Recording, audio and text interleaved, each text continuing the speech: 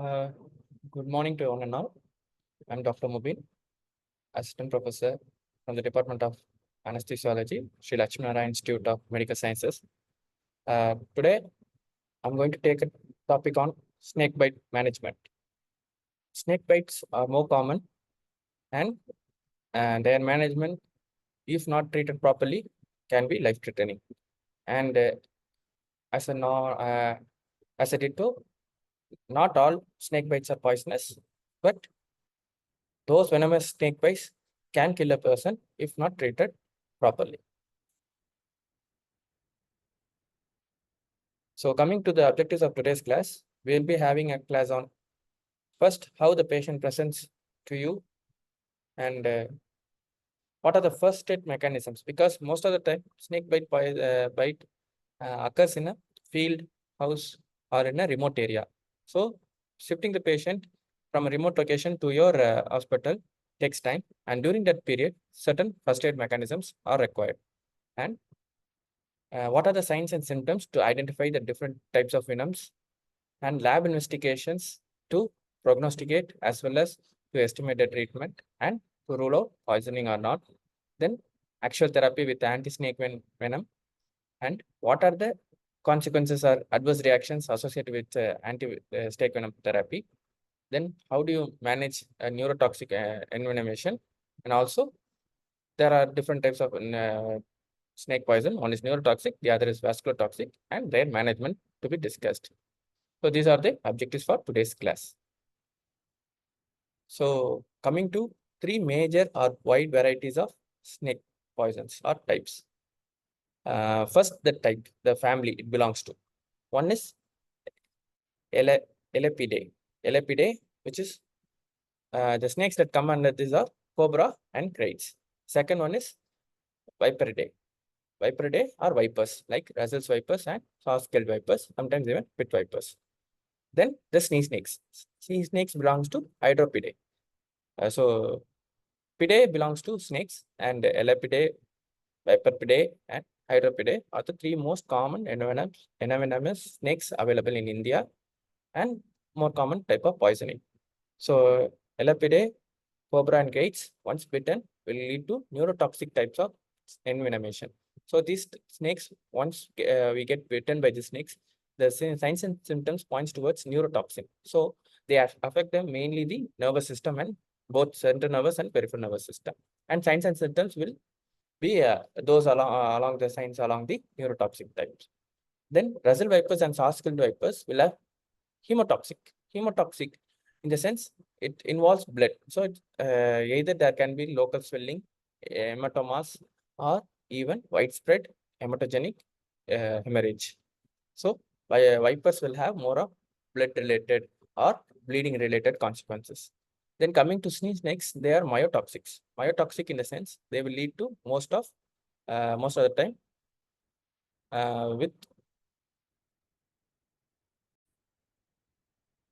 so most of the time with muscle related, wherein there will be necrosis of muscle tissue and those sides consequences like that release of all those muscle proteins, myokinase leading to kidney failure and other consequences, and mostly local necrotic lesions, wherein the muscle gets necrotic. There are more than 2,000 species of snakes in India, of which 300 are found, 300, more than 2,000 snakes are found all over the world, and around 300 types are found in India, of which only 52 types of snakes are venomous, and of which there are around 5 to 6 lakhs of snake bites per year. So of this 5 to 6 lakh snake bites per year, only 30% are by venomous snakes, rest all by non-venomous snakes.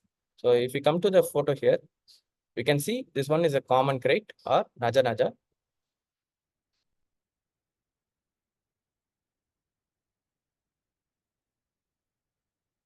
So this one,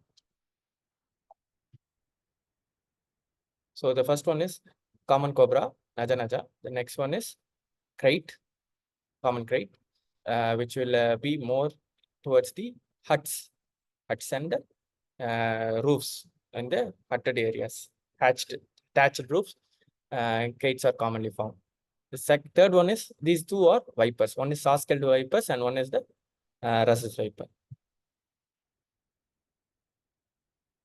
So coming to clinical presentation, as I discussed above, there are three types of venomous snakes, and each type of venom will have different clinical presentation. So the patient can present in any of the four clinical syndromes with or without overlapping. So that means a snake can have both specifically neurotoxic, vasculotoxic, myotoxic, or just painful progressive swelling, or else there can be interlinking or intermingling of various syndromes. So if the patient presents with more of a progressive weakness, muscle fatigability, ptosis, or those kind of things are due to neuroparalytic or neurotoxic poison. Bleeding per se, patient is bleeding from various orifices, that is due to vasculotoxic or hemotoxic. Then third is myotoxic. Myotoxic, as I mentioned earlier, muscle death and muscle necrosis. Fourth type can be local progressive swelling that is keep on increasing in size and presentation as time progresses. Now the patient usually gets bitten in a rural or remote area. So what should we do as a first aid measures for these patients? So any bystander or even by the victim, this can be done, and it is done at the community level or the village level. So what first thing first, have a short history or ask what happened. So what happened, when was the patient bitten, where was he bitten, has he seen the snake, was there the evidence of snake bite, those two prongs is visible, fang marks are visible. Then you reassure the patient, tell him please don't move or don't exaggerate, hyperventilate or be anxious, relax, reassure that the treatment, if properly given, will be normal, and or also convince that patient that it can also be a non-venomous snake bite. Then immobilize the limb. Immobilizing the limb is very important, as a movement increases transfer of envenom from the site of bite to the whole body, especially vascular toxic poisons. Then patient should be on nil per oral or empty stomach till he reaches the medical health facility. Do not provide water or any coffee or any liquid or solid diet.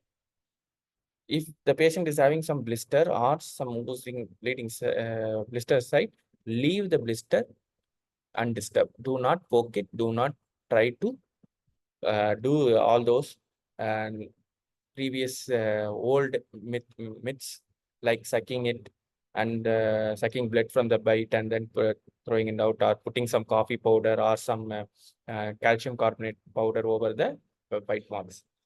Then inform the doctor regarding any symptoms if developed at the site of bite or in general, like weakness, bleeding, pain, seizures, anything if happens, you have to inform from the time of bite till it reaches the hospital.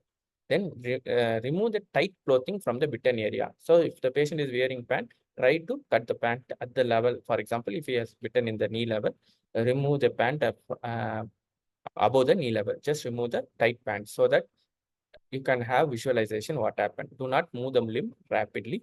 Immobilize the limb. So how do you immobilize the limb? There are pressure immobilization or immobilization like a fractured limb.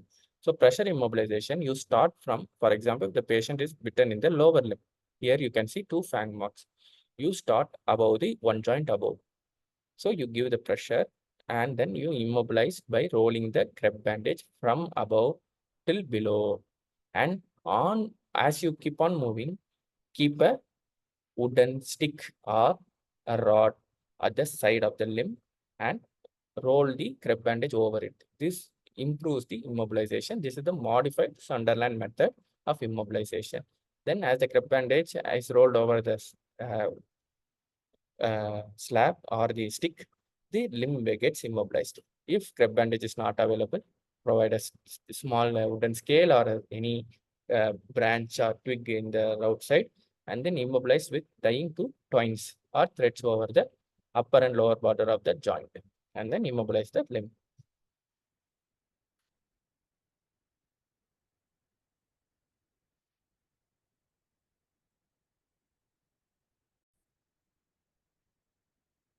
So at the healthcare facility level, what do you do? As you receive the patient, you first secure a IV access because he may require antivenom snake therapy or It can also, you may also require fluid resuscitation. You may be collapsing vasculitic, and early securing of IV access is much easier rather than when the DIC or bleeding sets in. So first secure a IV, large IV access. Then start fluid if the patient is in shock, hypolimic shock or septic shock or even distributive or cardiogenic shock. Depends upon the patient presentation and type of poison. Then admit all victims of snake bite and keep under observation for 24 hours. Need not be a venomous snake or non-venomous snake. As you hear, the patient is a giving history of snake bite, look for bite marks, and then as soon as he comes, you just admit and observe him for 24 hours. It may be an even non-venomous snake bite, but we may not be sure. So for 24 hours, we have to observe. There are something called as dry bites, which I will discuss later. Then provide first aid measures and supportive measures immediately. So you provide first aid, wherein you stabilize the patient, immobilize the limb, give fluids as necessary, take blood samples, and then you observe for signs of envenomation. The signs of envenomation will be dealt later or told later. Then, if required, you have to give anti-snake venom therapy as early as possible. If you find that a patient develops signs of envenomation, do not hesitate to start an anti-snake venom therapy. But you should have proper precautions while starting anti-snake venom therapy. It can have its own consequences. So coming to the signs and symptoms. First, examination of the bite site. Patient may present with a non-specific symptom because of anxiety like palpitation, sweating, excessive breathing, tremors, tachycardia, tachypnea, even high blood pressure. These are all anxiety related, sympathetic overactivity related. Sometimes patient can have even paresthesia and dilated pupil. These all suggest sympathetic overactivity. Then redness, increased temperature, persistent bleeding, and tenderness locally at the site of bite. For neuroparalytic envenomation, there are 5Ds and 5Ps symptoms. The 5Ds are diplopia, dysarthria, dysphonia, dyspnea, and dysphagia. Diplopia, double vision. The patient will try due to uh, problem in the accommodation reflex or paralysis of those nerves. There will be double vision, diplopia, dysarthria. Patient will have pain or unable to move his limbs. Dysphonia, difficulty in speaking, dyspnea, breathlessness, and dysphagia, unable to swallow or eat. Then two P's, ptosis and paralysis. Patient will develop limb paralysis either at the site of local infiltration or generalized paralysis, and ptosis, that is drooping of eyelids is possible. Then paralysis, slowly the paralysis will increase as it will keep, as the venomation gets spread throughout the body, each muscle group will start to get paralyzed. So there will be paralysis of intercostal muscle and skeletal muscle in descending manner. So from up to down. Other side of impending respiratory failure or decreased response to stimulus, and breathing pattern will be very deep, slow, and not responsive, and the reflexes will be absent, and there will be leg lag. Patient cannot hold his head properly. He will have drooping of head or falling down of head in the back as you lift the patient. Then there can be stridor, ataxia, which are also can be seen due to paralysis of cerebellar nerve fibers. Then hypertension and tachycardia may be present. It is due to hypoxia here. Now, hypoxia-induced hypertension and tachycardia can be present. So, you perform bedside pulmonary function tests such as ability to blow a candle and patient's ability to speak continuously without having a number of words to be spoken without taking breath. So, we can have an assessment of lung function by work of diaphragm and intercostal muscles at the bedside level. And you can also ask the patient to walk 6 meters. Test all these things can be done bedside. You can use a spirometry bedside and identify impending respiratory failure. So if you find that the patient is going into respiratory failure, that means the muscles have started paralysis. So neuroparalytic poison has been, envenomation has started. You have to stop and take venom therapy as early as possible. In case of a child, there can be loud and husky cry. If it is absent, that means the muscles are getting paralysis, dysphonia is setting in, baby is unable to cry loud, and diaphragm vessels are getting paralyzed. So if the patient presents with neuroparalytic symptom, you have to refer immediately to IS center if intensive care support is not available, or you can, if you are in IS center, shoot the patient immediately to ICU and give atropine neostigmine injection even before ASV, because now we have to counteract the the nerve fiber uh, nerve paralysis and counter it with the neostigmine anticholinergic effect. Okay. Now you can see the patient here who is presenting with ptosis bilateral is unable to open the eyelids. You can see there is frowning, loss of frowning in the forehead because he is trying to open but he is unable to open. He is having ptosis. Here you can see complete ptosis. The patient is unable to open. You can only open with your fingers manually. It is possible, but the patient cannot voluntarily open his eyelids. This is ptosis. Now coming to vasculotoxic or hematotoxic bleeding. Here there can be either local manifestation or systemic manifestation. Local manifestation, wherever there was a bite, you can see this lady. The uh, the place of bite mark is here, around here. But there is local swelling, bleeding is there. Compared to this limb is swollen, bleeding. You can see blood oozing out. Blisters, small white, black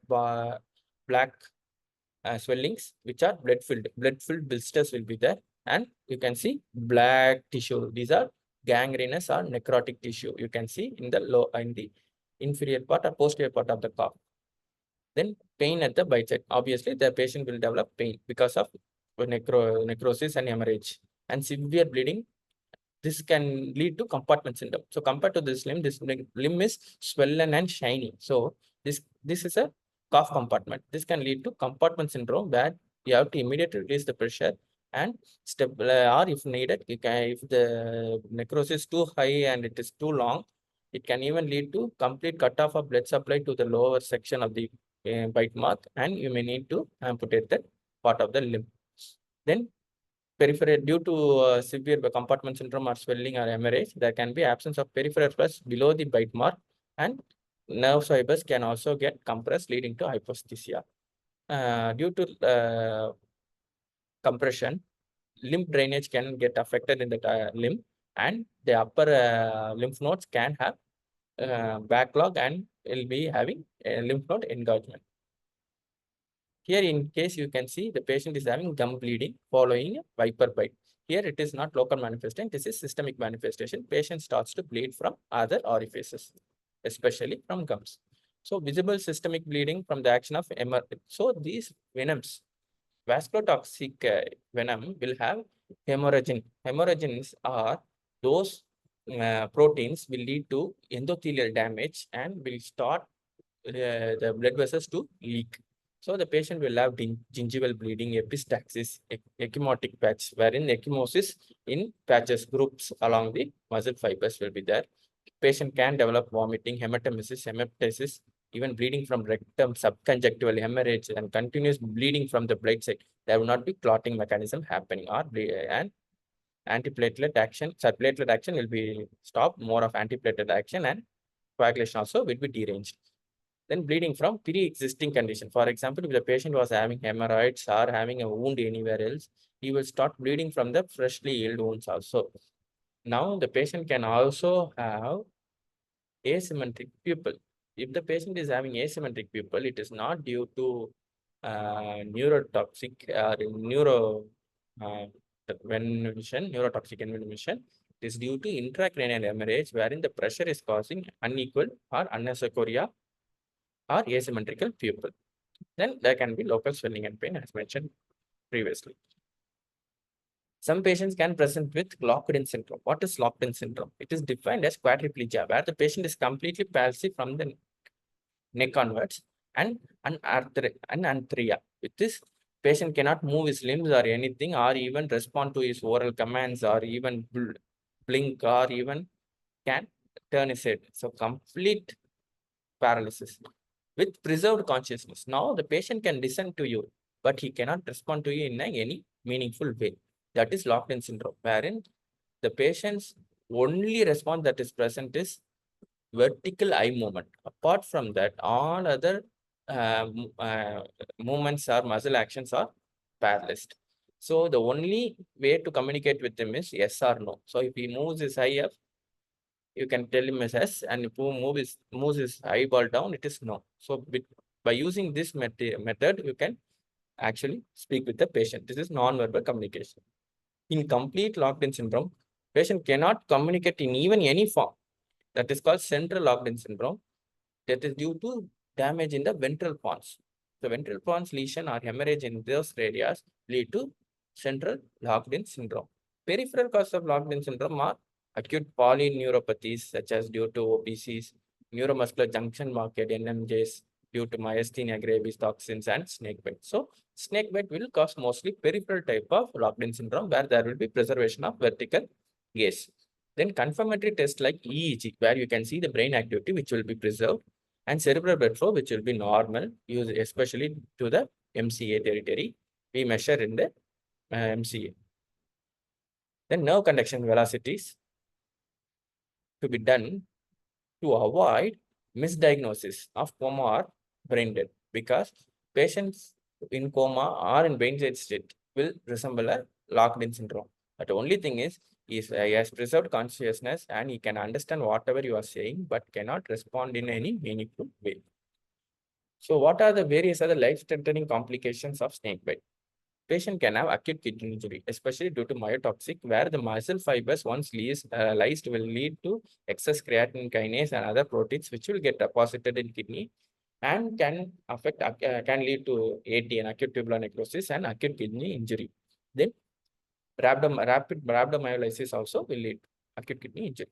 Then hypotension due to hypovolemia or direct vasodilation or direct cardiotoxicity can aggravate this acute kidney injury. So patient can develop cardiotoxic due to vascular toxic, and the heart cannot pump properly, which will lead to stagnant type of failure or distributive shock failure. In that patient, there will be hypovolemia and there can be vasodilatation. This vasodilatation hypovolemia can lead to acute kidney injury.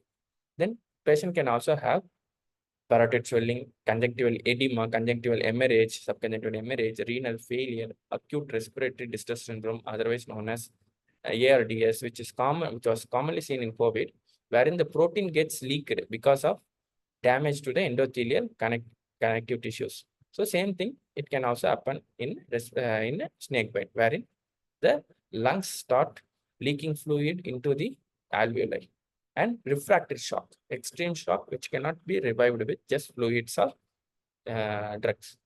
Then long-term sequelae can also be present, such as pituitary insufficiency with the Russell Viper's poison, otherwise known as Sheehan syndrome, where the patient will present with amenorrhea and cannot conceive normally due to absence of secretion of gonadotropins or gonadotropin stimulating hormone from pituitary.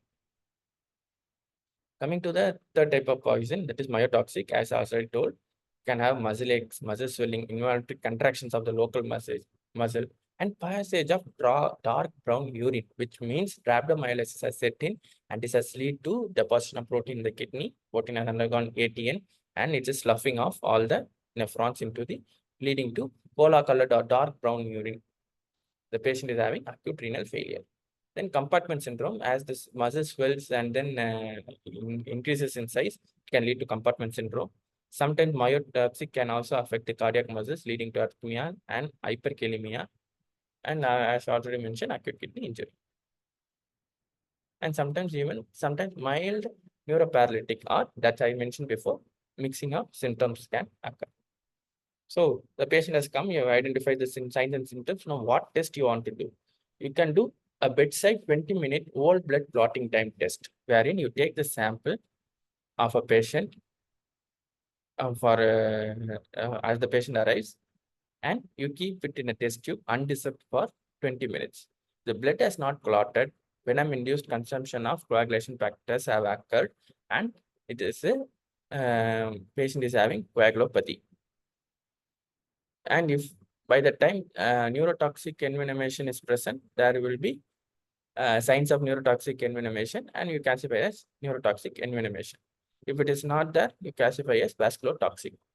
So prothrombin time, platelet count, clot retraction time, all these things can also be tested. PT, platelets, clot retraction time.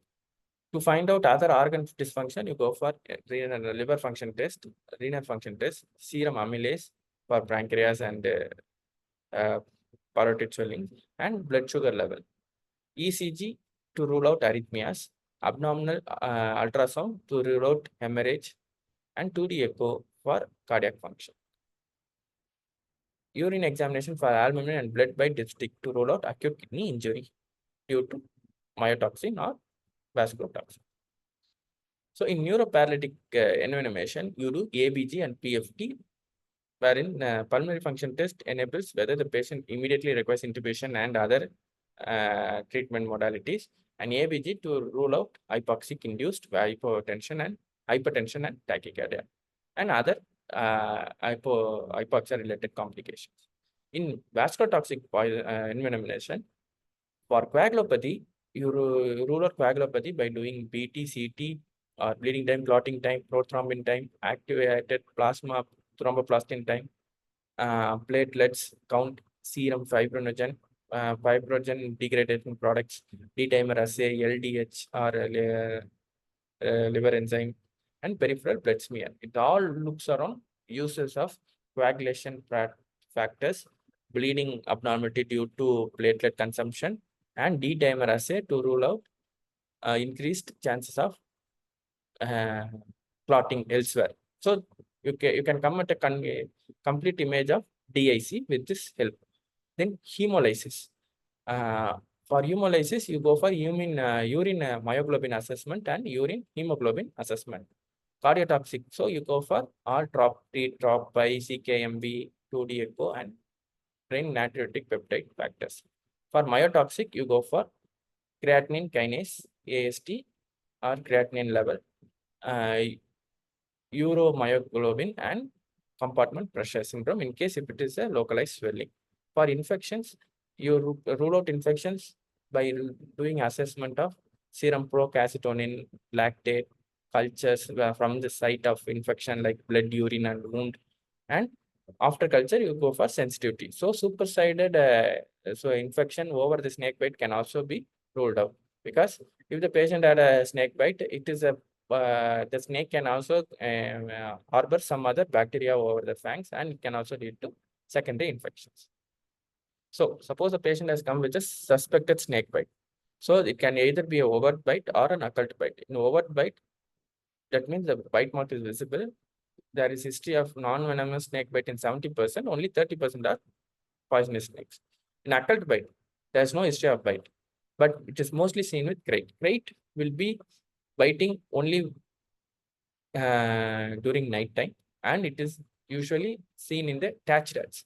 So it can come down from the thatched hut during night, and the patient is sleeping, it will go and bite the patient and come out. The patient will not be having any pain. It is fang marks are so thin and it's not usually visible. This is called dry bite. And even in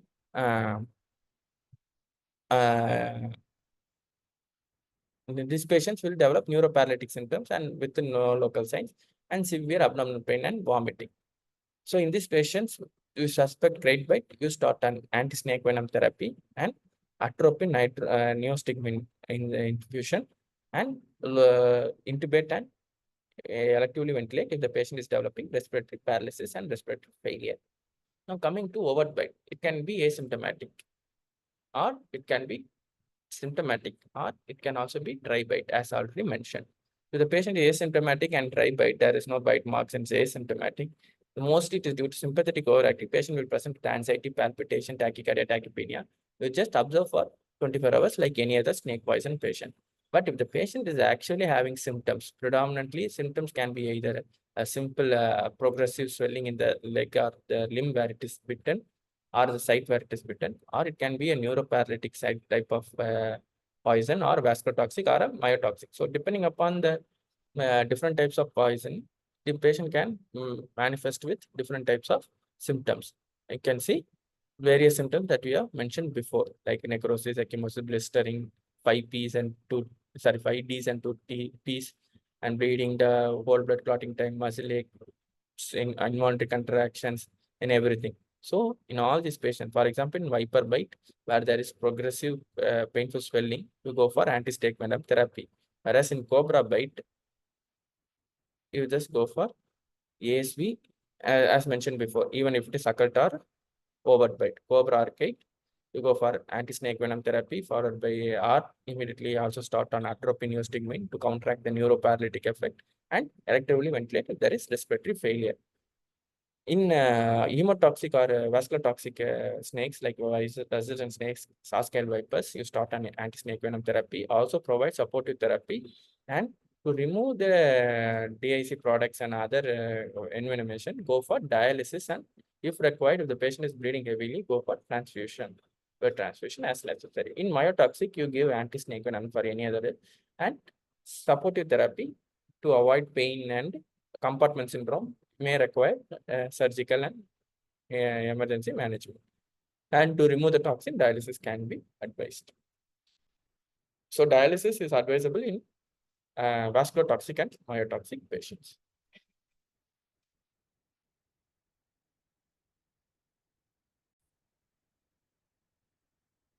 So coming to anti-snake venom therapy. So it was introduced by Albert Calmette.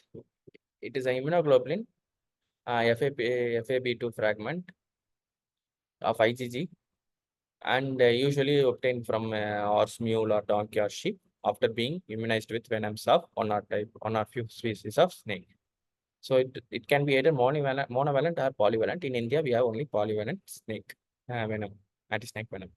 So in India, the more commonest snake are Indian cobra, Indian krait, Russell's viper, and sask-tailed viper. So we have a polyvalent vaccine, venom serum, which involves antivenoms against all these four common snake varieties, usually raised in horses.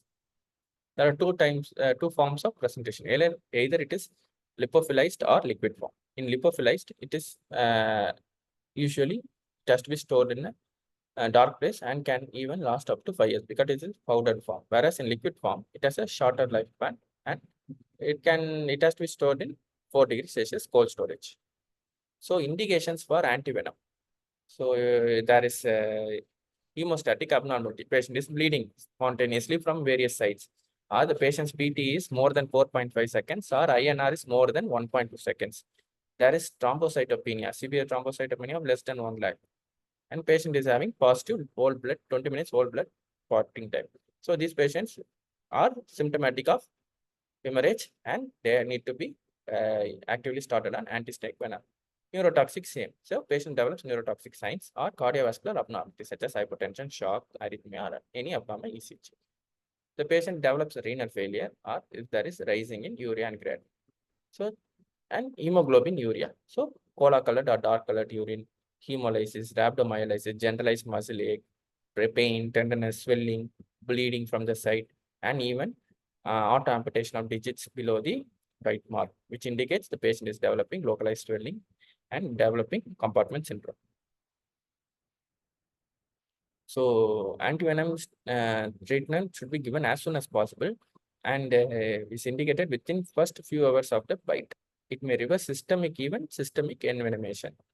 Lipolysed antivenoms need to be reconstituted and usually done with 10 ml sterile water.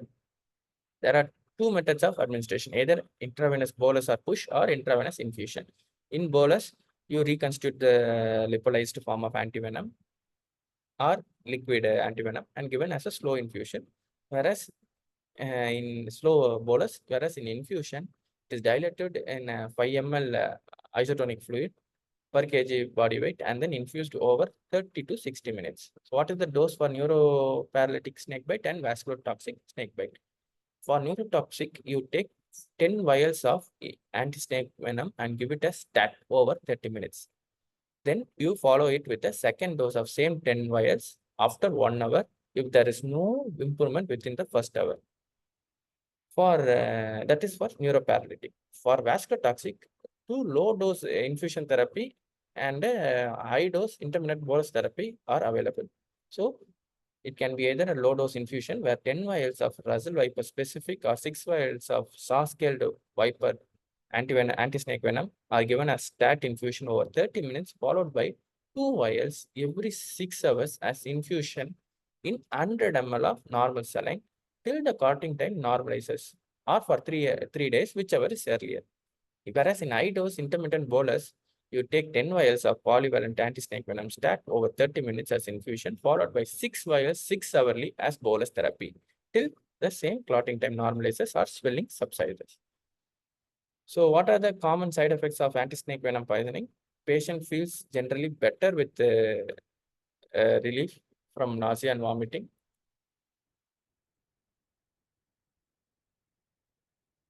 So patients feel generally better with relief from nausea, headache. Spontaneous systemic bleeding stops within 15 to 30 minutes. Blood coagulability is usually restored in 3 to 9 hours. Blood pressure increases in 30 to 60 minutes with arrhythmia reverting to sinus rhythm. So neurotoxic envenomation post-synaptic type begins to improve within 30 minutes after antivenom administration, while presynaptic may take several hours to get restored back normally. Active hemolysis and rhabdomyolysis cease immediately and urine color returns to normal within few hours. But in some patients, within 1 to 2 days, there can be recurrence of systemic envenomation. So this is due to complete, there is absorption of venom from the bite point.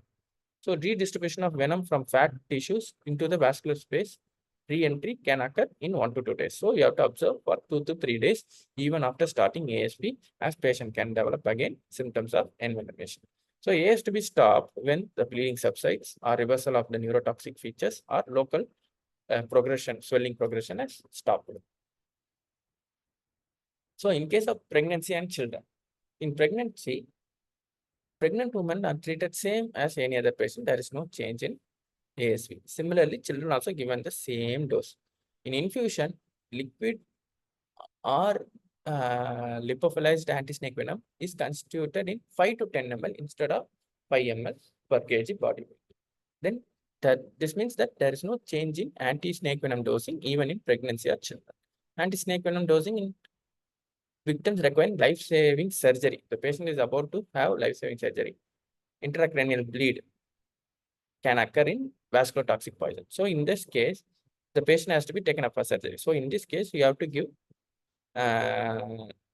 anti-snake venom early to avoid increased bleeding risk and hemorrhage. So initial dose will be higher, up to 30 vials. Instead of 10 vials, you can give up to 30 vials, can be administered. So when to repeat the dose of ASV? So in the case of vascular hemotoxic, repeating every 6 hours until the coagulation restores to normal. But we have to give only after repeating clotting time test. In neuroparalytic, initial dose of 10 ml stat followed by second dose of 10 ml stat with no improvement over the first hour. Then repeat the second dose. Second dose may be required after 2 to 3 hours if again the signs of neuroparalysis have regained or started. So maximum dose is 20 in case of neuroparalytic envenomation. Even though anti-snake venom is life-saving, it too has so many adverse reactions.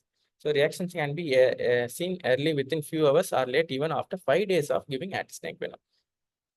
The risk of these reactions are dose related. So 20 to 60% of the patient treated with anti-snake venom will develop either a late or early mild reactions. But in some cases, there can be severe anaphylactic reaction that is due to IgE mediated hypersensitive type 1 hypertensivity. There is no test dose. There is no test dose for anti-snake venom therapy reaction. Only I have to give, the patient develops the reaction, you stop it. So what are the early anaphylactic reactions? Usually starts within minutes to up to 3 hours after starting ASV. Will develop itching, urticaria, dry cough, fever, nausea like any other anaphylactic symptoms, mostly of mild type. Patient can also develop severe hypotension, bronchospasm, and angioedema. This is all due to mediated by IgE mediated, and it is a severe anaphylactic reaction. Complement activation of the IgG aggregates, because IgG is what we give FAB particle, fragment AB particles of IgG, anti-snake venom is what you are giving. So the complement activation resulting from this can lead to mast cells stimulation and basophil, which can lead to severe anaphylaxis type of reaction also. Pyrogenic reactions, that is fever related, usually develops within 1 to 2 hours, 2 hours after the starting of anti-snake venom. Usually starts with small chills and rigors and can even lead to severe hypotension. It is due to contamination of anti-snake venom by pyrogens during manufacturing process. Late, which is serum sickness type, that develops 1 to 2 days, as 1 to 12 days, or even a week later after starting treatment. Usually presents with fever, nausea, vomiting, mostly asymptomatic there. Features like diarrhea, vomiting, itching, urticaria, complex nephritis, and even encephalopathy can come due to serum related reaction. So treatment of early anti-snake venom reaction, stop the anti-snake venom temporarily, give oxygenation, give a new IV line and start with a new IV set, give IV fluid. And before that, give adrenaline 1 in 1000 dilution, 0.5 mg in adults intramuscularly over deltoid or over thigh. In children, 0.01 for 0.01 mg per kg for early anaphylaxis and pyrogenic anti-snake venom reactions. You can also give chlorpheniramine maleate intravenously, either 10 mg for adult or 0.2 mg per kg for children. For high-risk patient, give ASV only if the signs of systemic envenomation of patient. Do not give for every patient with snake bite. And you can give before giving anti-snake venom injection hydrocot 200 mg and chlorpheniramine 22.75 mg prior to giving ASV. If the patient presents after a week with a late reaction such as serum sickness, can give chlorpheniramine 2 mg in adults for 6 hourly for 5 days. And if you fail to respond to chlorpheniramine maleate within 1 or 2 days, should start a 5-day course of anti-inflammatory and anti-steroids such as prednisolone 5 mg 6 hourly in adults and 0.7 mg per kg per day in divided dose for children. So pre-medication with adrenaline. So routine prophylaxis recommended for ASV because ASV is notorious to cause anaphylactic type of reaction due to the IgG antibody present in the anti-snake venom. So if the patient's BP is more than 140/90, it is and is a known hypertensive, it is better to avoid epinephrine prophylaxis. In other cases, you can give epinephrine at 0.25 mg of 0.1 solution by subcutaneous route. In case of children, it is 0.005 mg per kg of 0.1% solution. Histamine, corticosteroids, and rate of IV infusion should be 10 to 20 minutes. These things, even when given, do not affect the incidence or severity of the early reaction. So what are the contraindications? There is no absolute contraindication. The patient is having snake bite, it is better to, and is having envenomation signs, better to start on anti-snake venom therapy. But patient who have already have history of reaction to vaccines such as tetanus vaccine, rabies vaccine, or strong atopic disease, these are prone to develop severe reactions. Hence, it is better to have constant monitoring in this patient. And one should be given only when the signs of envenomation present.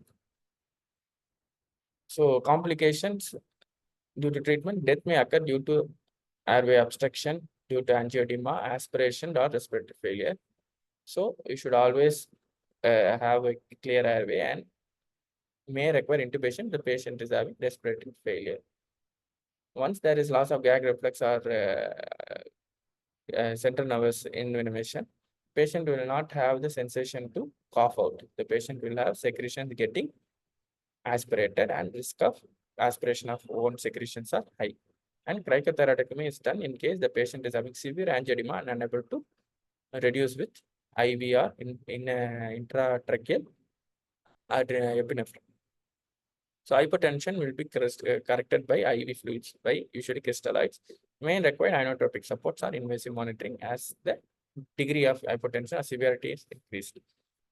So patient can have ophthalmia due to cobra venom spit. The cobra can spray the venom over the patient's eye, can lead to ophthalmia, and it is corrected by usually topical antimicrobial or 0.1% adrenaline will relieve the constricted type of pain due to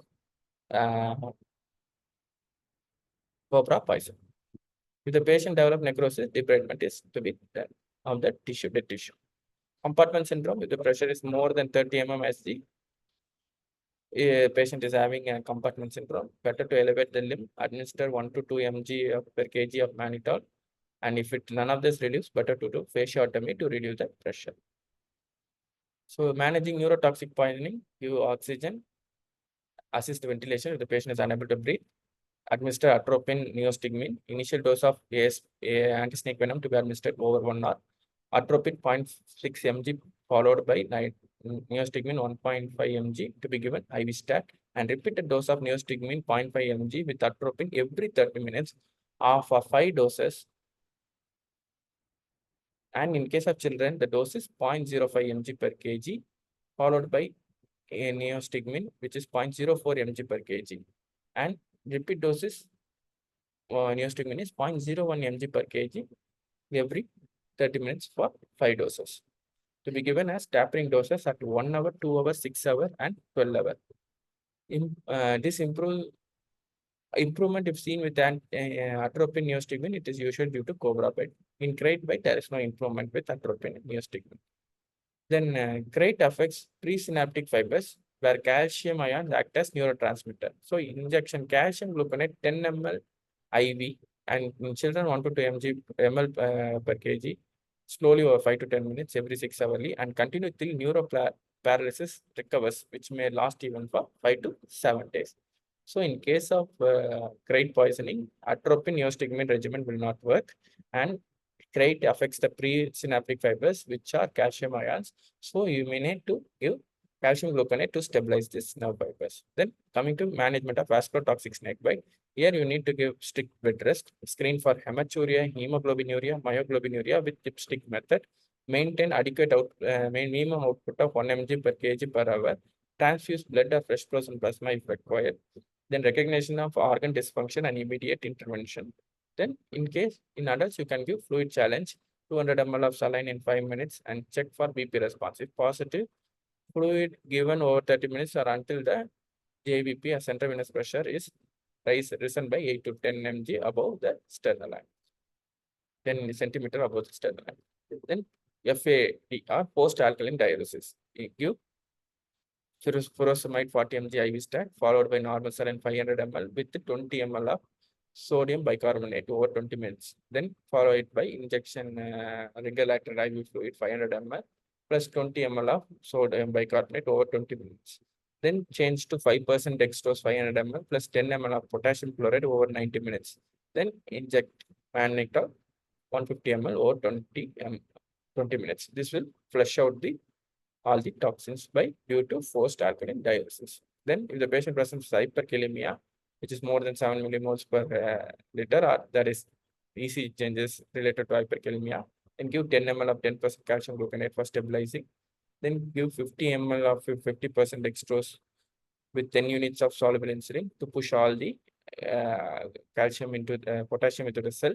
Then sodium bicarbonate by slow IV infusion and salbutamol aerosol by inhalation can also be used to push the potassium into the cell. Then severe acidosis, patient will present with small breathing, rapid deep breathing, very low plasma bicarbonate level at pH of less than 7.1, severe acidosis. In this case, administer 2 to 3 ampules, 40 ml of 8.4% sodium bicarbonate equivalent to 1 millimoles per ml in 5% dextrose water, or half of the calculated deficit can also be replaced in 3 to 4 hours. If no clinical improvement is seen, dialysis is indicated. The patient present with shock or myocardial damage. The correct hypotonia with colloids or crystalloids, infusion of isotonic crystalloids of albumin, inotropic support with dopamine or dobutamine. In sepsis, noradrenaline is a drug of choice and it has to be started if the patient develops hypovolemia or hypotension due to septic shock. Then prescription plasma administered after anti-snake venom results in more rapid restoration of clotting function. If the PCV is lower than 30, blood transfusion is required. So these are my references for this article from the Ministry of Health and from Emergency Medicine and Toxicology reference book and WHO guidelines. Thank you for listening to my lecture. If you have any doubts or any questions, I'm free to The podium is free to answer. No questions are there? I can finish my presentation. Thank you.